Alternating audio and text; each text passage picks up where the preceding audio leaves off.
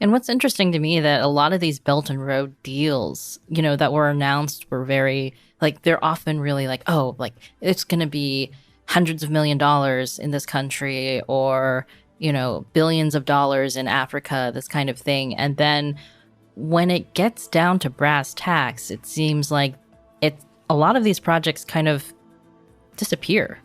Like, they don't actually, you know, the happen. money never shows or they up. start and they peter out. Yeah. Sometimes, yeah. So that happened with the Philippines. So my focus really for quite a few years was just on the Philippines, because the Philippines fascinated me for quite a number of reasons.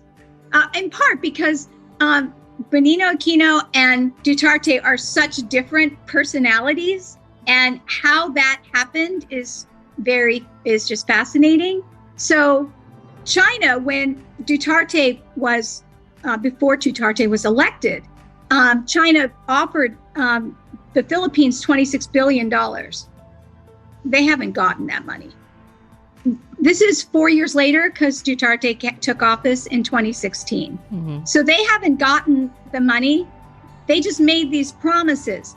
And if you look at the pictures of what China drew for what Manila could possibly look like, it is phenomenal. If you fly to Shanghai and you say, wow, that's really beautiful, can you do that for my country? And so you come back to Manila and you go, wow, you know, little tuk-tuks here, and, you know, very narrow roads here. And, you know, we're going to build this magnificent city that is just as beautiful as Shanghai.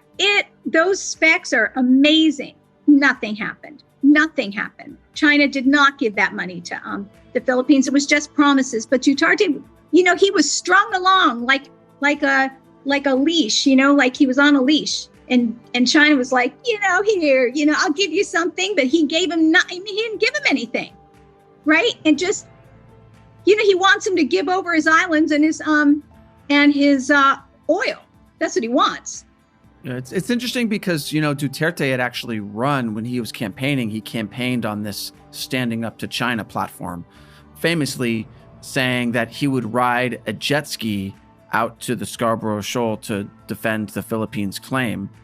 Later, he said that was hyperbole. Really? Yes. Yeah, actually, it's almost like a politician didn't follow through. But then, yeah, like, well, it was like he campaigned on this stand up to China platform, and then very quickly he moved towards China and away from the United States.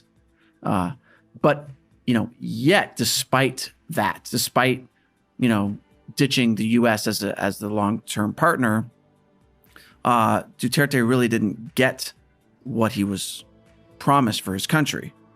So that's going to obviously, you know, at some point, people in the Philippines are going to be like, wait a second, this just didn't work. It's okay. He doesn't have to run for re-election. That's right. They only get one term. Yeah. Yeah. Well, he's trying to get his daughter, Sarah, to take over his place. Oh, really? So, you know, so we'll see what that happens. She's the mayor of Davao, right, where he was a mayor. And so she's a mayor now, and he's trying to get her to become the president. So we'll see what happens with that. Well, you know, going back to what Shelley was saying about the islands, you know, and what happened right after the pandemic or during the pandemic, China went and tried to take another island, Whitsun Reef, hung outside of Whitsun Reef with hundreds of boats, thinking, you know, we're ready to take your island. They said they were parked because it was a storm. What a cockamamie. Like, really, you must work really hard, China, to come up with these like fabulous stories that make no sense, since there wasn't a storm and they were all tied up right outside of the reef. I mean, Duterte had to do something to get those boats away from there. And this is what China does. It, you know, it gets really close and it says, you know, are you really gonna, you know, you don't want to have a war, do you? You know, we're gonna get really close and we're gonna snatch this island. And unless they push back, China will take the island. Which they actually call it the Scarborough model, named after what they did in the Scarborough Shoal, because I don't think they really expected at the time that they could get away with that. And when it turned out they could, hey, new foreign policy. but they didn't have to get away with it. I mean, the United States could have gone, Barack Obama had this negotiation.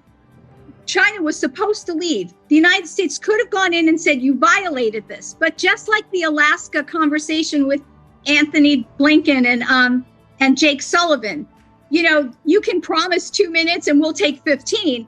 You know, this is your new model. You know, give me 2, I'll take 15. That's the China model. It's like they say, if you give a mouse an island in the South China Sea, He'll ask for a glass of milk. yeah, that's how the story goes. Okay. I should write children's books. Uh-huh.